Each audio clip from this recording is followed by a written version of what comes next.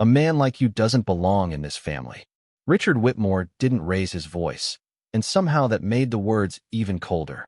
The crystal glasses around the polished oak table reflected the warm glow of the chandelier, but the air inside the dining room felt as still as a museum after closing time. 20 guests froze with silverware halfway to their plates. No one laughed. No one objected. They simply watched. Marcus Brooks, 38 years old, sat at the far end of the table wearing a navy sport coat that had no designer logo and a white button-down with the sleeves rolled neatly to his wrists. His watch was simple. His shoes were polished but understated. He looked like a man who valued comfort over attention, and that quiet appearance had invited assumptions from the moment he walked through the front door of the Whitmore estate outside Greenwich, Connecticut. Richard slowly lifted his glass of sparkling water and smiled at the relatives seated beside him. "Emily deserves someone from our world," he continued, "not someone who appeared out of nowhere." A few uncomfortable smiles flickered around the table before disappearing. Marcus reached for his fork and calmly cut another piece of grilled salmon, as if the conversation belonged to someone else. The silence unsettled everyone more than anger ever could.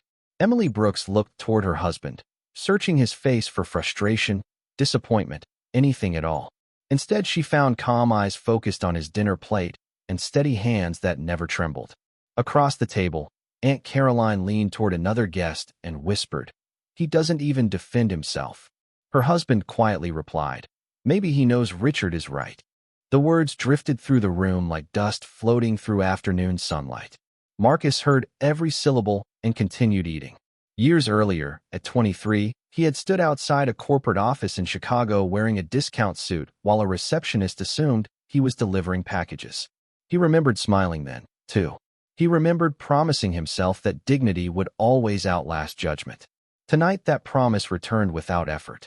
Richard leaned back in his chair, convinced he controlled every heartbeat in the room. Family portraits covered the walls, generations of Whitmores staring down with painted confidence, each frame silently reinforcing a legacy Richard believed could never be challenged. Near the fireplace, 81-year-old Eleanor Whitmore folded her hands across a leather-bound journal and watched Marcus with quiet curiosity instead of suspicion. She noticed the measured breathing, the composed posture, and the patience that seemed completely untouched by humiliation. It reminded her of someone she had met decades ago, someone who had built an empire without ever needing the loudest voice in the room. Outside, the evening rain tapped softly against the tall windows while a black leather briefcase rested beside the entryway table, almost forgotten by every guest. No one noticed it. No one wondered why it had arrived earlier that afternoon.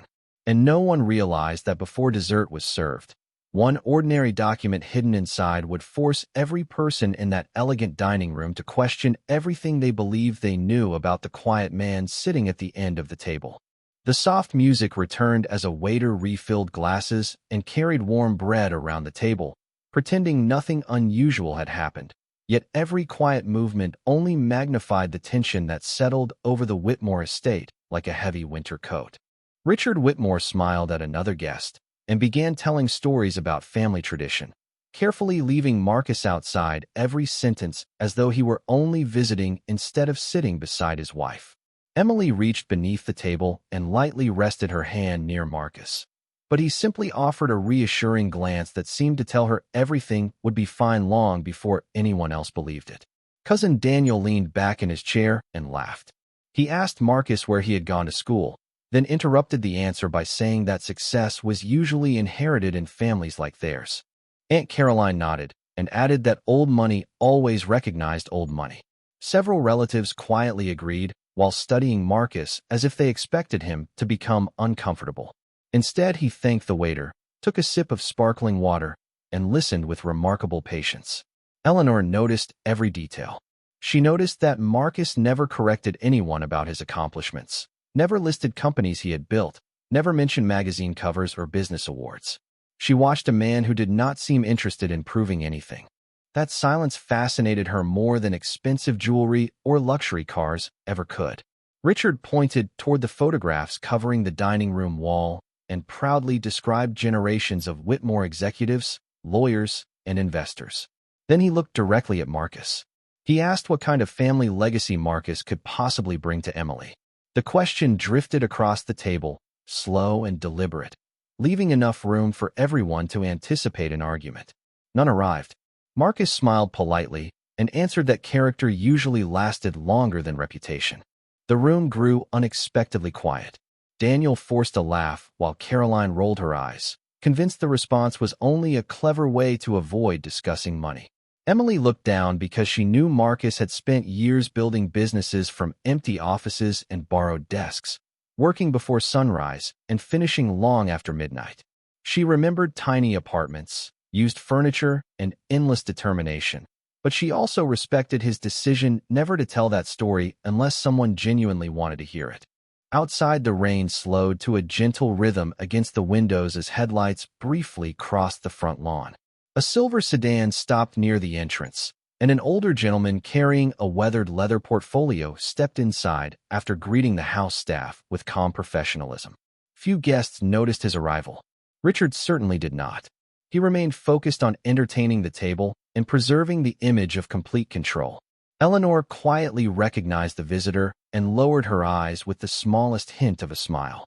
Marcus acknowledged the man with nothing more than a respectful nod before returning to his dinner, while the forgotten black briefcase beside the entryway and the newly arrived leather portfolio rested only a few feet apart, waiting for the exact moment when ordinary paper would outweigh generations of assumptions. Dinner moved forward with the polished rhythm of an old family tradition, yet every smile around the Whitmore table carried the careful weight of judgment instead of warmth. The roasted vegetables were passed from one guest to another, glasses were quietly refreshed, and conversations drifted from vacation homes to investment clubs before naturally returning to the only person who did not seem interested in impressing anyone. Richard rested both hands on the table and glanced toward Marcus with the confidence of someone who had never expected to be challenged inside his own house. He asked whether Marcus preferred renting or owning, presenting the question as casual conversation while everyone understood the hidden meaning beneath it. Before Marcus could answer, Daniel laughed and suggested that many young professionals enjoyed luxury apartments until they found real success. Caroline smiled politely and added that appearances could be surprisingly convincing these days. Emily lowered her eyes, recognizing the familiar pattern of polished remarks wrapped around quiet prejudice. Marcus simply nodded and replied that a home was valuable only when the people inside respected one another. His calm response settled over the room like fresh snow, soft enough to hide the sharp edges beneath it. Richard reached for another slice of bread and continued as though he had not heard the answer. He spoke about family reputation, inherited responsibility, and the importance of protecting a legacy that had taken generations to build. Every sentence carried the same silent conclusion that Marcus could never belong. Eleanor listened without interruption, occasionally turning her attention toward the older attorney who now stood near the fireplace, speaking quietly with a member of the household staff. The gentleman never approached the table, never interrupted dinner, and never appeared impatient.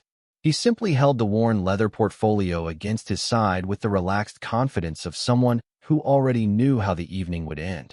Emily noticed him for the first time and exchanged a brief glance with Marcus. Neither of them spoke.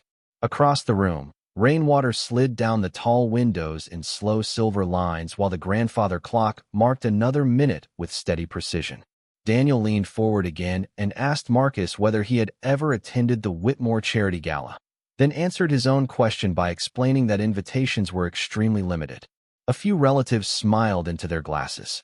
Marcus thanked him for the information and admitted he usually spent those evenings visiting youth business programs in Chicago and Atlanta, encouraging first-generation entrepreneurs to start companies with whatever resources they already had. The table grew unexpectedly quiet.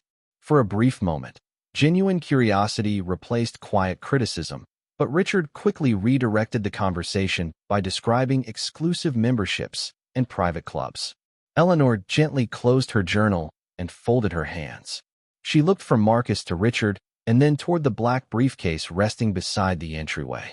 The attorney followed her gaze and gave the smallest respectful nod. No guest understood the silent exchange, yet something inside the room had already begun to shift. The confidence that had filled the Whitmore estate since dinner began was no longer as solid as polished marble. It had become fragile, balanced upon assumptions that had never been tested, waiting for a single page of ink and signatures to determine whose name truly carried the greatest weight. The dessert plates arrived carrying warm apple pie and vanilla ice cream. But almost no one reached for a spoon because the atmosphere around the Whitmore table had grown heavier than the storm clouds still hanging beyond the windows. Richard continued speaking with effortless certainty, describing family standards as though they were written into the foundation of the house itself. Daniel nodded along while Caroline adjusted her necklace and quietly remarked that some people could imitate success but never truly fit into established circles. Emily finally looked up, prepared to answer, but Marcus gently shook his head and offered a calm smile that asked for patience instead of defense. His quiet confidence confused everyone who expected discomfort. Eleanor watched the exchange with thoughtful eyes that had witnessed 8 decades of victories, failures, fortunes gained, and fortunes lost. She remembered meeting Marcus for the first time 3 years earlier when every other guest rushed to introduce themselves through titles and achievements while he simply asked whether she needed another chair because the garden stones looked uneven. She had never forgotten that moment. Character revealed itself in ordinary seconds, not grand speeches. Near the fireplace, the elderly attorney remained completely still, occasionally checking the silver watch on his wrist before returning his attention to the leather portfolio resting against his leg. The house manager approached him and whispered something, earning only a polite nod. Neither interrupted the evening, yet Eleanor seemed perfectly aware that every minute brought them closer to a turning point nobody else expected. Emily noticed her grandmother studying Marcus with unmistakable respect and felt a quiet sense of relief. Across the table, Richard picked up his glass again and addressed everyone instead of one person. He spoke about protecting family assets, preserving reputation, and ensuring that future generations inherited wisdom instead of risk. His words sounded generous, but every sentence carried the same invisible boundary. Marcus listened without interruption and thanked him for valuing responsibility, adding only that true security always began with trust before paperwork. The answer floated through the dining room and settled into complete silence.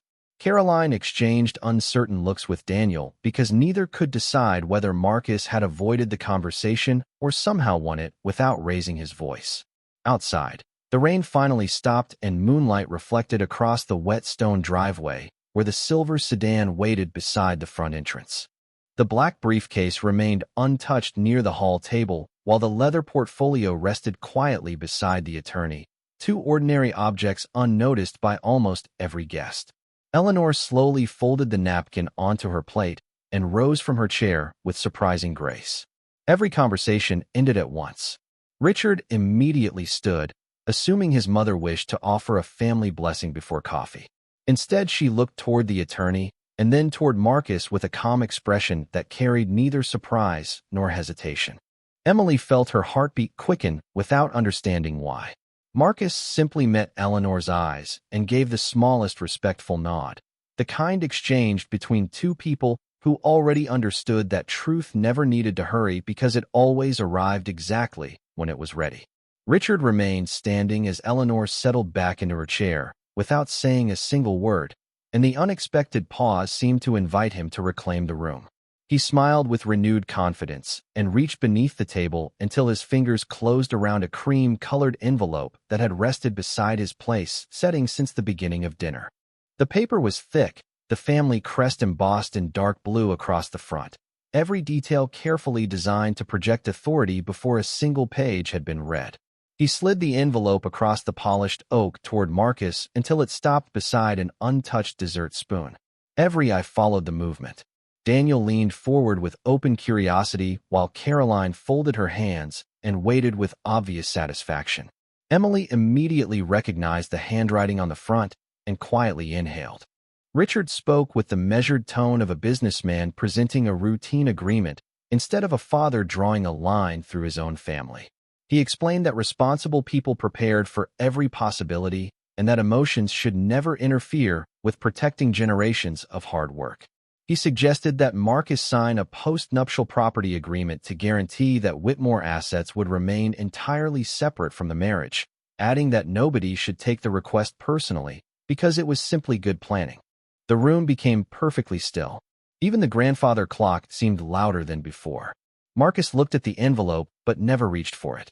He studied the family crest for a brief moment, and then lifted his eyes toward Richard with the same calm expression he had carried all evening. Emily gently placed her hand on the table beside him, silently refusing to let the paper define the man sitting next to her. Richard interpreted the silence as hesitation and continued speaking, saying that successful people understood contracts and that signatures removed uncertainty. Daniel quietly agreed, while Caroline remarked that everything would be easier once expectations were clearly written down. Marcus finally rested both hands together and offered a small, respectful smile. He thanked Richard for believing in preparation and replied that documents indeed had remarkable power because they often revealed far more than the people holding them intended. The answer puzzled several guests, but Eleanor lowered her eyes as though she had just heard the opening note of a familiar song. Near the fireplace, the elderly attorney slowly stepped forward for the first time that evening, carrying the weathered leather portfolio with deliberate care. The house staff instinctively moved aside without instruction. Moonlight now streamed through the tall windows, replacing the fading storm with a quiet silver glow that reflected across the polished floor and illuminated the forgotten black briefcase resting near the entrance. Emily noticed the attorney approaching and then looked toward Marcus, who remained perfectly composed, making no effort to touch the envelope waiting inches from his plate. Richard tapped the table once with quiet impatience and invited him to sign whenever he was ready. Marcus glanced briefly toward the attorney, then toward Eleanor, before returning his attention to the cream-colored envelope that everyone believed controlled the evening, while the one document that truly mattered waited only a few steps away, unnoticed by every person in the room except three. No one moved for several long seconds, and the silence itself seemed to become another guest seated at the Whitmore table. Richard gently pushed the cream-colored envelope another inch toward Marcus, convinced that patience would eventually produce the signature he wanted. Instead, Eleanor slowly stood once again, every chair turning toward her with instinctive respect. She did not look at Richard. She did not look at the envelope. Her attention settled on the elderly attorney waiting quietly beside the fireplace. With a simple nod, she invited him forward. The polished leather portfolio rested in his hands with the ordinary appearance of something carried to hundreds of meetings over many decades. Yet every step he took seemed to drain confidence from the room. Daniel exchanged a puzzled glance with Caroline while Emily watched her grandmother with growing curiosity. Marcus remained perfectly still, his untouched dessert and untouched envelope resting exactly where they had been placed. The attorney reached the end of the table and greeted Eleanor before opening the worn portfolio with careful precision. Thick paper, neatly organized tabs, and a single blue ribbon appeared beneath the warm dining room lights. Richard forced a polite smile and assumed the presentation involved estate planning, perhaps another family announcement prepared without his knowledge. Eleanor accepted the first document but did not read it immediately. Instead, she asked the attorney to verify that every page was complete and properly witnessed. He confirmed that every signature, certification, and filing had already been reviewed under applicable law and that multiple originals existed in secure custody. The language sounded formal enough to quiet every whispered conversation in the room. Even the house staff paused near the doorway. Emily noticed that Marcus finally lifted his eyes from the cream-colored envelope and calmly watched the attorney without the slightest trace of surprise. That single detail unsettled her father more than any argument could have. Richard leaned back and folded his arms, attempting to recover control through confidence alone. He remarked that legal paperwork often sounded more dramatic than it actually was and suggested everyone enjoy dessert before business interrupted family tradition. Eleanor gently smiled but made no move toward her plate. Instead, she rested one hand upon the document, while her other hand touched the edge of the black briefcase that the attorney had quietly retrieved from the entryway. Daniel frowned because he had not even noticed the briefcase disappear from beside the front door. Caroline suddenly remembered seeing it earlier and wondered who had brought it into the house. Outside, clouds drifted away from the moon, allowing bright silver light to fill the windows and reflect across the polished oak table where two sets of papers now rested only a few inches apart. One represented assumption, control, and inherited certainty. The other carried quiet authority that had required no introduction all evening. Eleanor finally looked toward Richard with the calm expression of someone who had spent a lifetime distinguishing confidence from wisdom.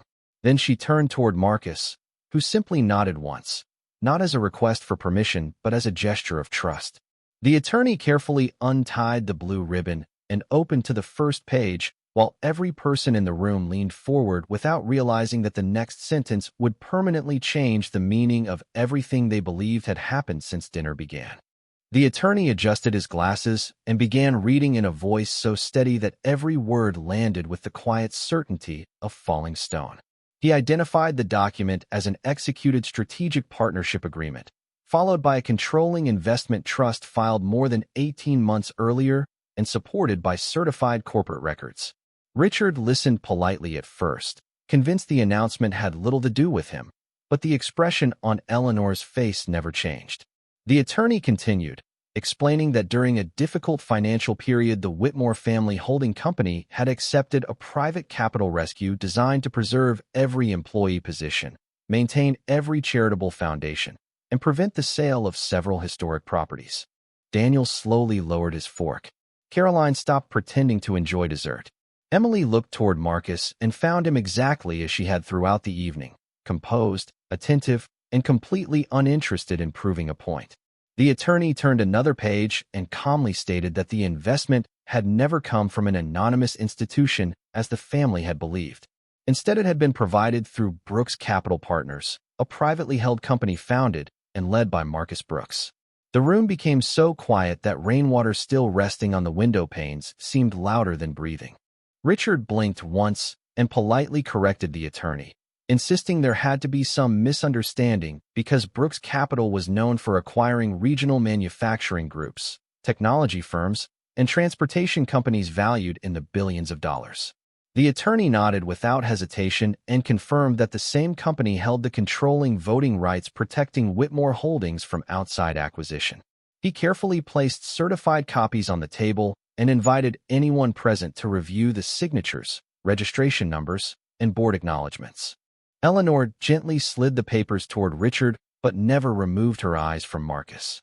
Emily felt memories rush together in perfect order. The early mornings, the ordinary apartment, the long business trips, the simple clothes, the refusal to measure success through appearance.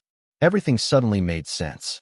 Daniel quietly picked up the first page and read the final signature before looking across the table with complete disbelief.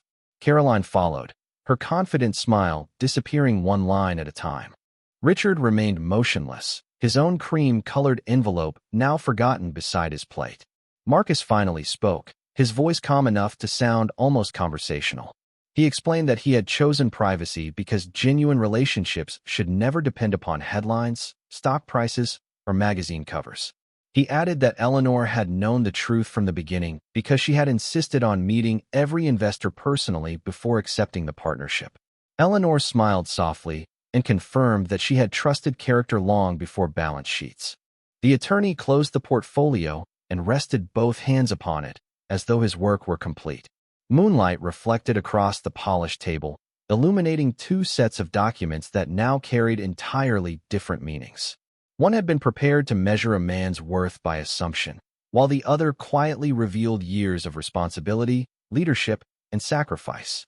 Richard slowly looked toward Marcus, not with anger or argument, but with the unmistakable expression of someone discovering that the quiet guest he had underestimated all evening had been the strongest foundation beneath his family's future all along. Nothing collapsed with a shout. Nothing shattered across the polished floor. Instead, the confidence that had filled the Whitmore dining room quietly dissolved until every expensive chair seemed occupied by a different person than the one who had sat there an hour earlier. Richard lowered his eyes toward the cream-colored envelope he had prepared with such certainty and slowly pulled it back across the table without opening it again. For the first time all evening, he had no speech waiting, no lesson prepared, no carefully rehearsed explanation about family standards. Daniel continued reading the partnership agreement as though hoping the words would somehow rearrange themselves into something easier to accept, but every page confirmed the same reality. Brooks Capital Partners had protected Whitmore Holdings when no traditional lender believed the company could recover, preserving thousands of jobs and every charitable commitment the family publicly celebrated each year. Caroline quietly placed the documents back onto the table with hands that no longer carried effortless confidence. Emily looked around the room and realized the silence had completely changed. Earlier, it had been the silence of judgment. Now it had become the silence of reflection. Marcus remained exactly as he had been since dinner began, seated comfortably with relaxed shoulders and calm eyes, making no effort to enjoy anyone else's discomfort. Eleanor noticed that detail and smiled to herself because genuine strength never required an audience. Richard finally lifted his head and studied Marcus as though seeing him for the first time. The ordinary jacket, the simple watch, the quiet posture, and the patient smile suddenly carried a meaning that no luxury brand could ever communicate. He remembered every dismissive remark spoken throughout the evening and understood that not one of them had been answered with pride or resentment. They had simply been allowed to reveal the people who spoke them. The attorney gathered the certified copies into neat stacks while the house staff quietly served fresh coffee, instinctively restoring a sense of normal life without interrupting the moment. Daniel stood and walked toward Marcus before stopping halfway, uncertain how to begin a conversation that should have started years earlier. Caroline softly admitted that she had mistaken humility for weakness and appearances for truth. Emily reached for Marcus's hand, and this time he gently held hers without saying a word. The warmth of that simple gesture seemed to ground the entire room. Eleanor looked around the table and reminded her family that fortunes could be inherited, but wisdom always had to be earned. She explained that she had accepted Marcus as a partner long before signing any agreement because she had watched how he treated employees, waiters, drivers, and strangers when nobody expected anything in return. Richard slowly nodded, his expression no longer proud but thoughtful. Moonlight reflected across the polished oak, illuminating the abandoned cream-colored envelope beside the partnership agreement, as though both documents had become symbols of two different ways to judge a human being. One had been written from fear and assumption. The other had been built through trust, patience, and years of quiet responsibility. And in that peaceful dining room, the second proved infinitely stronger than the first. The coffee slowly cooled while conversation searched for a way back into the room.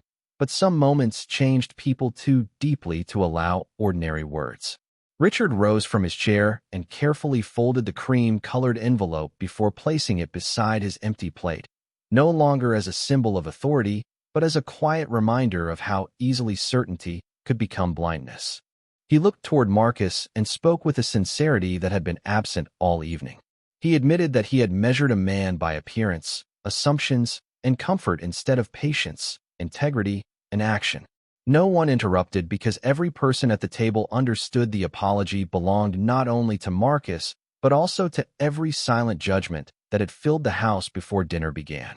Marcus stood and adjusted the sleeve of his simple jacket with the same calm movement that had carried him through the entire evening. He thanked Richard for his honesty and explained that success had never been the most difficult thing he built. Trust had always required more work than any company, investment, or board meeting. He said that throughout his career people had often decided who he was before asking a single question, yet he refused to let disappointment define the way he treated others. Emily smiled through quiet emotion and slipped her hand into his as Eleanor watched with unmistakable pride. Daniel stepped forward and admitted that he had confused confidence with status, while Caroline quietly promised herself that she would never again assume a person's story from clothing, neighborhoods, or family background. The attorney closed the leather portfolio and prepared to leave, his role finished without drama, knowing that truth had already accomplished everything it needed to accomplish. Outside, the rain had completely disappeared, leaving the stone driveway shining beneath a clear night sky. House staff opened the front doors, allowing cool evening air to flow gently through the entrance hall where the black briefcase rested exactly where it had been placed hours earlier, unnoticed until the moment it mattered. Marcus picked it up with one hand and turned toward Eleanor. She embraced him warmly and whispered that character was the only inheritance capable of growing larger every time it was shared. He thanked her for believing in people before believing in paperwork. Richard walked with Marcus and Emily toward the front door and paused beneath the porch light. The silence between them no longer carried judgment, but reflection. Marcus looked across the quiet lawn and then back toward the family gathered behind the windows. His voice remained steady and almost gentle as he offered one final thought that settled over everyone like the calm after a long storm. He said that respect should never arrive after wealth is revealed because the greatest mistake people make is believing dignity must be earned instead of recognized. With that, he and Emily walked toward the waiting car side by side, leaving behind a house that looked exactly the same from the outside, yet held a family forever changed within. And long after the headlights disappeared into the Connecticut night, the only document anyone remembered was not the one that proved ownership, but the one that quietly exposed the difference between prejudice and wisdom.